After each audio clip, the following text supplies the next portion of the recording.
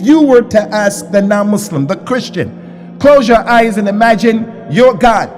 Many of them, some people from Africa, African Americans, they will close their eyes and have an image of a white man with blonde hair and blue eyes sitting on a big chair, and he's dangling his feet like that.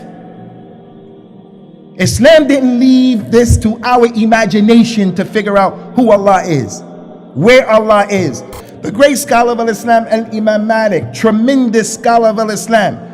Some man came to him from the Muslims and he wanted to argue and debate.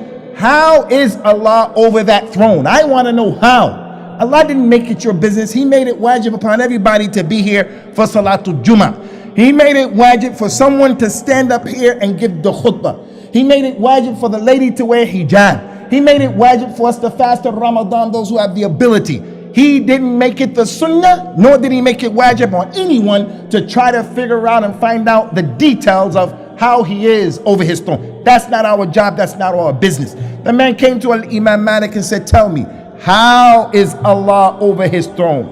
And Imam Malik mentioned to that man the istiwa of Allah, him being above, him going over. That's well known to the Arabs. You ask any Arab who knows this language, he's going to say it means to go up into a sin. It is known what it means. How he did it is unknown. To believe it is wajib, and to ask about it and investigate it, that's an innovation.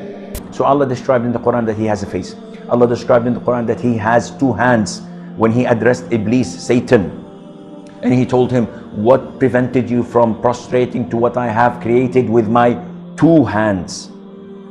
The Prophet tells us that Allah Azza wa Jal has fingers. When he says, oh Allah, the hearts are between two of your fingers, you flip them as you wish. Oh Allah, make my heart steadfast on your religion, and so on. These attributes, one would say, Akhi, this is similar to humans. How can we say this to Allah?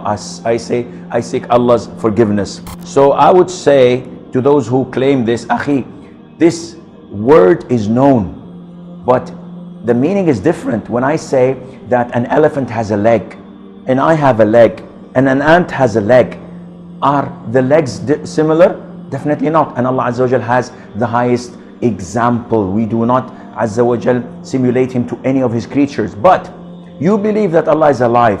So why don't you say that living is also part of human nature? Allah Azza wa Jal subhanahu wa ta'ala is alive. Allah Azza wa Jal is all hearing, all seeing. So Allah sees and Allah hears, and I hear and I see. But there is no resemblance, none whatsoever. How do the hand of Allah look like? Don't imagine. Just leave it. Do Allah have hand? As a believer, what do you say? Yes. Why do you say Allah have? Haram, shirk. How you compare Allah with human? No, I didn't say Allah's hand is like human hand. Allah said He have hand. What can I say? You must say Allah's hand represent His power, His authority. Power, Allah said qudra. Power, the word power means qudra. Or you can, is qawiyun, qaharun. But the word yad, you open any dictionary, Arabic dictionary, what is the meaning of yad? Literally, yad means hand. Just said hand. I didn't say Allah said. The Prophet said, who knows Allah better than Allah? Who knows Allah better than Prophet Muhammad? If the Prophet said hand, we said hand. How do the hand of Allah? Nothing is similar to Allah's attribute.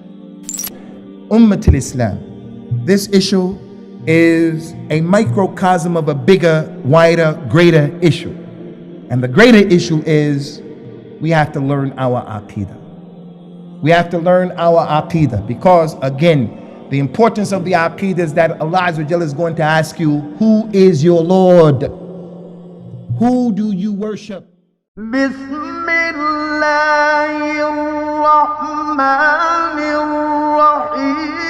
Qul huwallahu ahadun illahu الصمد لم يلد ولم يولد لم يلد ولم يولد ولم يكن له كفوا أحد